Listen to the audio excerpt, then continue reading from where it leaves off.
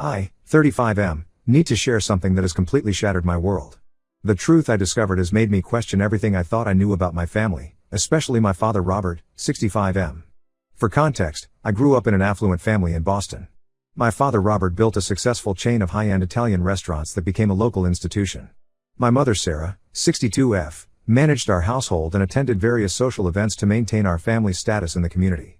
I also have a younger sister Emma, 30F, who was always our father's favorite. Growing up, my earliest memories are of spending time in my father's restaurant kitchens. I loved watching the chefs work, the energy of the kitchen, and the satisfaction on customers' faces when they enjoyed their meals. But my father never wanted me to be a chef. In his mind, I was born to be a businessman, to take over his empire and expand it further. My childhood was a series of business lessons and lectures about responsibility. While other kids went to summer camps, I spent my summers learning about profit margins and inventory management. My father controlled every aspect of my life, my education, my hobbies, even my friends. He only approved of children from other business families, saying I needed to build the right connections for my future. The tension between us started when I was in high school. I joined the culinary club instead of the business club he wanted me to join. He was furious, saying I was wasting my time learning to cook when I should be learning to manage people who cook. Our relationship became increasingly strained as I insisted on pursuing my own path. Against his wishes, I applied to culinary school after high school. When I got accepted, he refused to pay for it, thinking it would force me to attend business school instead. But I had been preparing for this. I had saved money from summer jobs and applied for scholarships and loans. His face when I told him I didn't need his money is something I'll never forget. He looked at me like I had betrayed him. The years in culinary school were tough but rewarding. I worked multiple jobs to support myself, often pulling 16-hour days between classes, work, and studying. My father used this as ammunition, constantly telling family members how I was struggling while Emma was thriving in business school, fully paid for by him, of course. After graduation, I started working my way up in various restaurants. I wanted to learn every aspect of running a restaurant, not just the cooking. I worked as a dishwasher, line cook, sous chef, and eventually head chef. Every position taught me something valuable. During this time, I met Lisa, 33F, who was working as a server while pursuing her MBA part-time. Lisa was everything my father would hate, independent, ambitious, and from a middle-class background. We connected instantly over our shared love of food and determination to succeed on our own terms. When I introduced her to my family, my father's disapproval was immediate. He took me aside and said I could do better than a server, that I needed someone from our social circle who would understand our family's position. Over the next few years, I noticed a strange pattern in my career. Every time I got close to advancing, something would go wrong. I would get passed over for promotions despite glowing reviews. Restaurants would suddenly decide not to expand when I was next in line for an executive chef position. At first, I thought it was just bad luck. I started trying to open my own restaurant 5 years ago. My business plan was solid. I had years of experience, innovative ideas, and Lisa's business expertise. But every attempt failed mysteriously. Investors would pull out at the last minute. Property deals would fall through. Health inspections would become unnecessarily complicated. Last year, everything finally seemed to be coming together. We found the perfect location, secured investors, and assembled an amazing team. We were weeks away from opening. The renovations were complete, staff was hired and trained, and our test dinners had received amazing feedback. Then suddenly, our main investor pulled out. The investor's reason made no sense. They cited concerns about my professional history and mentioned receiving anonymous tips about me being difficult to work with. This confused me because I had always maintained good relationships with my employers and colleagues. Something felt off, so I started investigating. I reached out to past employers, colleagues, and potential investors from failed ventures. Slowly, a pattern emerged. People had received letters, calls, and emails warning them about working with me. Health inspectors admitted to being pressured to be extra harsh on my projects. Former employers revealed they had been threatened with legal action if they promoted me. All the threads led back to one person, my father. He had been systematically destroying every opportunity I had to succeed independently. He used his connections, his money, and his influence to make sure I would never establish myself outside of his control. When I confronted him in his office, showing him all the evidence I had gathered, he didn't even try to deny it. Instead, he acted like he had done me a favor. He said he was protecting me from wasting my life in the kitchen when I was meant for greater things. In his mind, by crushing my dreams, he was forcing me to accept my real destiny, taking over his business. I was furious. 15 years of my life had been manipulated by my own father. Countless opportunities destroyed, relationships damaged, all because he couldn't accept that I wanted a different life than the one he planned for me. I told him I never wanted to see him again and walked out. My mother has been calling constantly, saying he did it out of love and that I'm being too harsh. Emma sided with our father, saying I should be grateful that he cared enough to try to protect me from making mistakes. I've blocked both my father and Emma. My mother keeps trying to arrange a family meeting to sort things out, but I've refused. Lisa supports my decision but suggests I should at least hear them out for closure. But how can I forgive someone who systematically destroyed my dreams for 15 years? Ida for cutting them off completely? Update 1. The past 2 weeks have been absolute chaos. After my last post, things spiraled in ways I never expected. I thought cutting contact with my father and Emma would give me some peace, but instead, it sparked a family war that exposed even darker secrets. Initially, my father tried to downplay everything. He started calling family members, telling them I was having some sort of breakdown due to business stress. He painted himself as a concerned father who only tried to guide his confused son. Emma joined in, telling everyone how I was being dramatic and ungrateful. They crafted this narrative that I was just bitter about my failed restaurant ventures and was blaming my father for my own failures. Most of our extended family believed them at first. I started getting calls and messages from relatives telling me to apologize to my father and stop embarrassing the family. Some even suggested I needed professional help. My cousins stopped talking to me, and I was uninvited for my niece's baptism. It felt like my entire family was turning against me. But then something unexpected happened. My mother's sister, Aunt Janet, 58F, called me late one night. She was crying and asked if we could meet in person. I was hesitant at first, thinking she was just another relative trying to convince me to reconcile with my father. But something in her voice made me agree. When we met at a small cafe far from our usual family spots, Janet told me about my cousin Mark, 40M. Mark had been the golden child of our extended family, smart, hardworking, and successful. He had worked in my father's restaurants during college and learned the business from the ground up. Everyone expected him to open his own restaurant someday. But 10 years ago, Mark suddenly moved to Australia. The family story was that he had a mental breakdown from work stress and needed a fresh start. Janet revealed the truth. Mark had tried to open his own restaurant in a neighboring city. He had everything planned perfectly and had even secured funding from investors outside our father's circle of influence. 3 months before the opening, everything fell apart. Health inspections failed mysteriously, permits were denied, and investors pulled out. Mark lost everything, including his life savings. He became depressed and distant. It was only years later that he told Janet the truth. He had discovered that my father was behind everything. Janet helped me get in touch with Mark. When we video called, it was like looking into a mirror of my own experience. Mark had kept everything, emails from scared-off investors, letters from lawyers, and even recordings of conversations with people my father had paid off. He had been gathering evidence for years, hoping to expose my father someday but afraid of the consequences. The most devastating revelation came when I confronted my mother with this information. I expected her to be shocked, but instead, she broke down and admitted she had known about everything, not just what happened to me, but to Mark as well. She showed me a hidden diary where she had documented my father's schemes over the years. My mother revealed that my father's controlling behavior wasn't limited to business. He had threatened to leave her penniless if she ever went against his wishes. She had spent years watching him destroy people's lives while feeling powerless to stop him. Her compliance was bought with luxury and security, but it had eaten away at her conscience. Emma's reaction to all this was the most surprising. When I tried to show her the evidence, she became defensive and angry. She accused me of trying to ruin our family and threatened to sue me if I didn't drop everything. Her reaction seemed extreme until my mother revealed another secret. Emma's supposedly successful interior design business was a sham. My father had been secretly funding Emma's entire life. Her design business was just a front to launder money from his restaurants.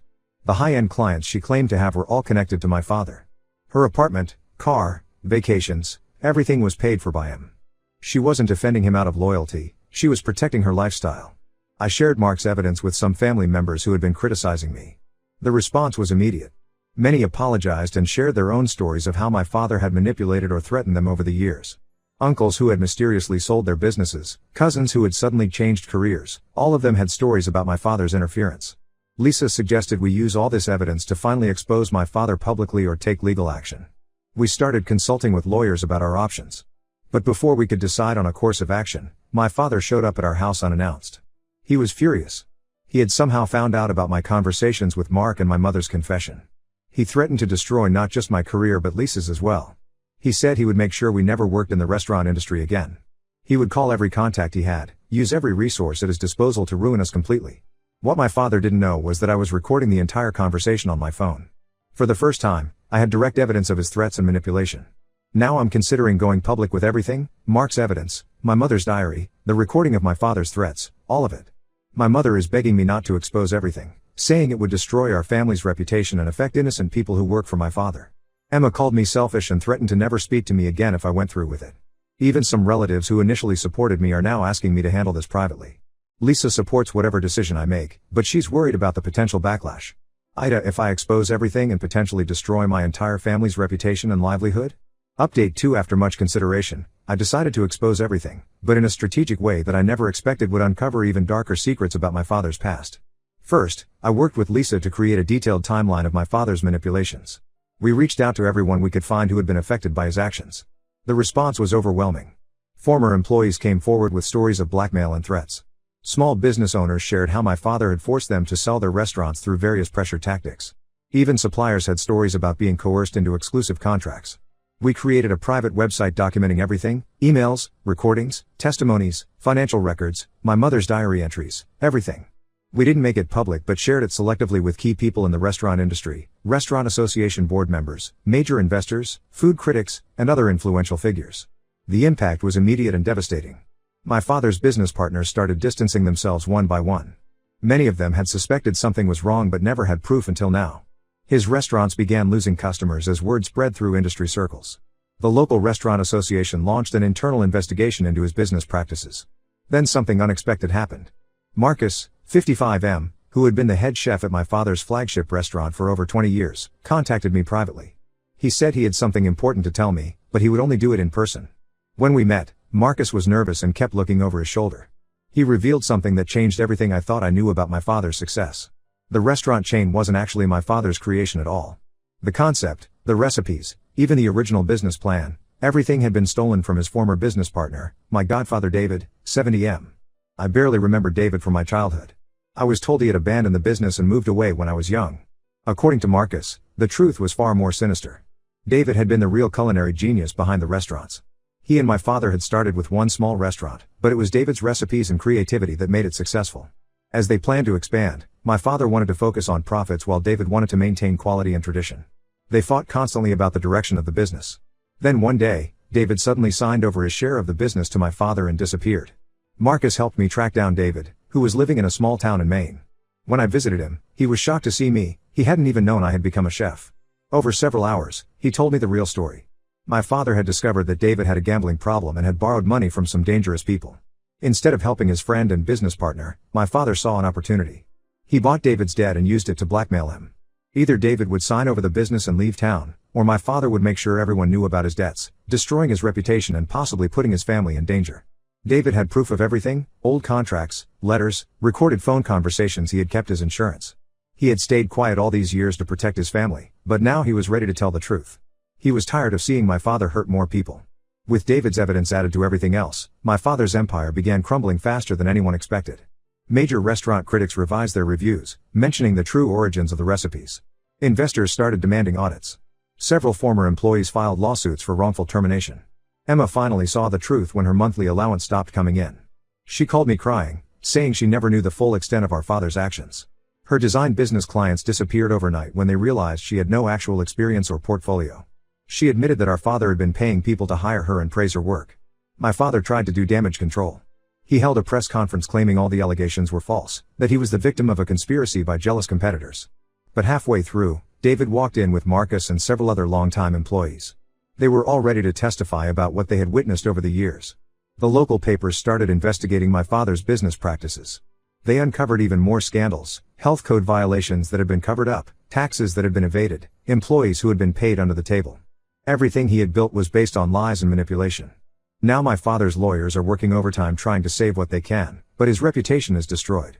Most of his restaurants have already been sold or closed. The restaurant association revoked his membership.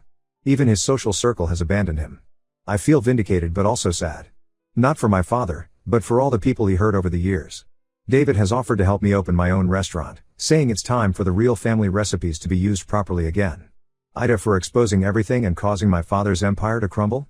Update 3. It's been half a year since my last update, and the aftermath of exposing my father's actions has led to permanent changes in our family dynamics and my professional life.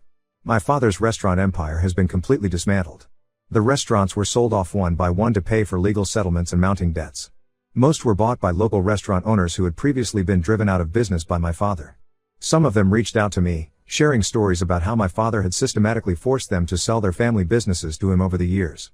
The divorce between my parents has been messy. After everything came to light, my mother finally found the courage to leave him. She had hidden away evidence of his schemes for years, and now she's using it to ensure he can't hide any assets during the divorce. She moved in with Aunt Janet and is slowly learning to live independently.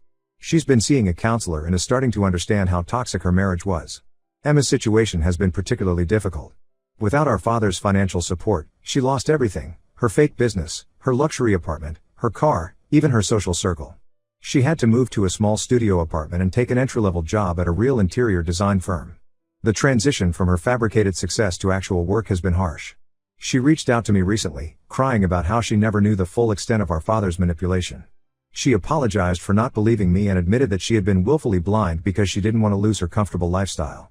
While I accepted her apology, our relationship remained strained.